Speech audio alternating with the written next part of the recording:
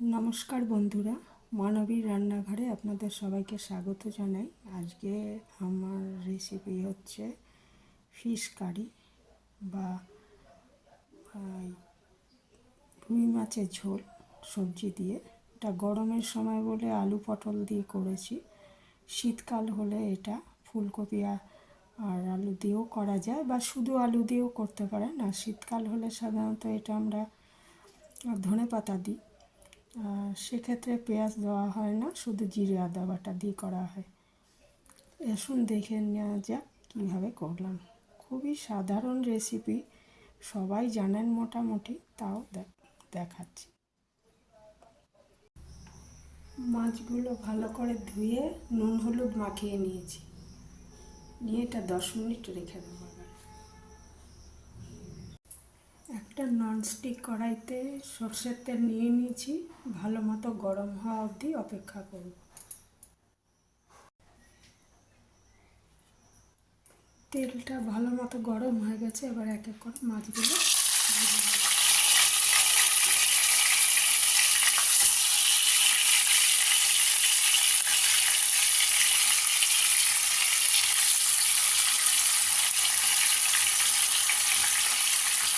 Medium আছে মাছগুলো ভালো করে ভেজে নেব।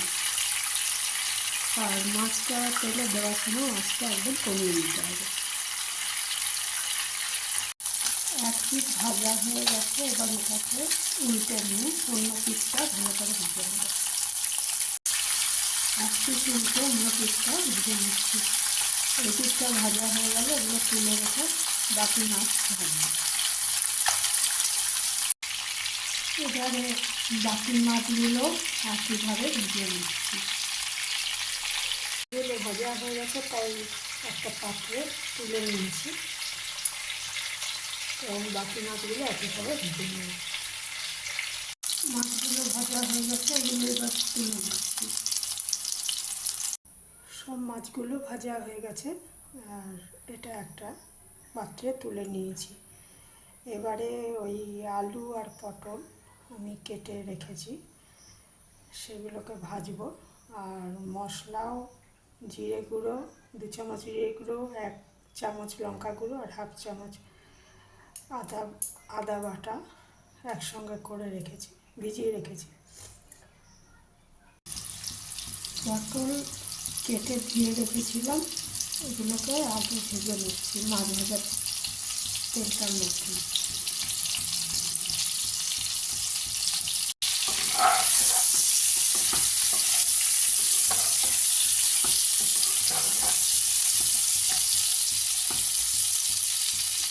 হাফ চামচ নুন আর হাফ চামচ হলুদ দিয়ে দিয়েছি, দিয়ে ভেজে নিচ্ছি।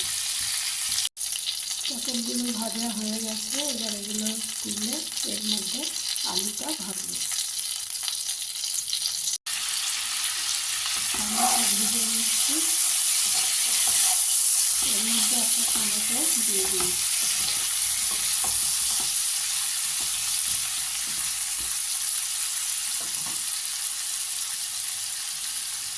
এটা ভাজা হয়ে গেছে, এটা এবারে তুলে নিচ্ছি। আলু ভাজাটা তুলে নেওয়ার পর একটু জিরে ফোড়ন দিয়ে দিলাম এর মধ্যে।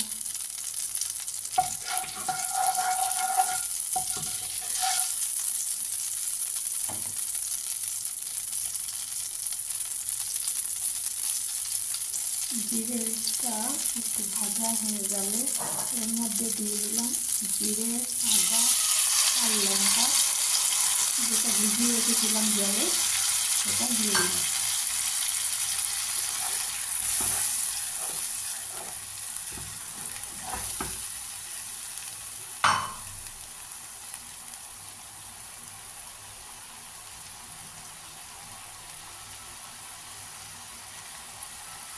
এটা ভাজা হয়ে এসেছে, এর মধ্যে একটু পেঁয়াজের পেস্ট দিয়ে দিচ্ছি।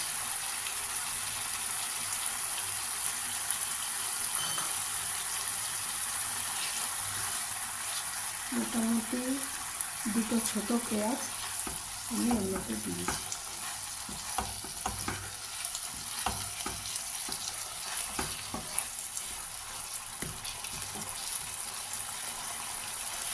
মশলাটা ভাজা হয়ে গেলে এর মধ্যে আলু আর পটল ভাজাটা দিয়ে দেবো। এটা ভাজা হয়ে এসেছে, এর মধ্যে আমি 1 চামচ দই দিয়ে দিচ্ছি, 1.5 চামচ মতো দই দিয়ে দিচ্ছি।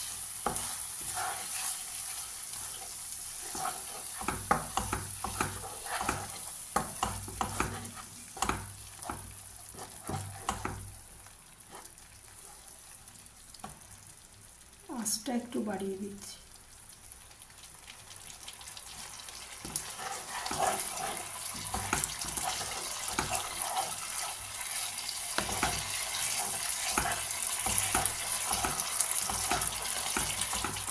এরপরে ভেজে রাখা আলু আর পটল এটা দিয়ে দিলাম, এর মধ্যে দিয়ে কষাতে থাকবো যতক্ষণ একটু তেল না ছেড়ে বেরিয়ে আসে। তেল ছেড়ে এলে বুঝতে হবে যে কষানো হয়ে গেছে।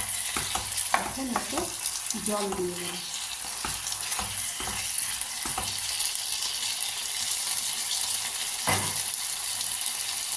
মশলা কষানো হয়ে গেছে, তেল ছেড়ে দিয়েছে এটা। এবার একটু জল দিয়ে দেবো।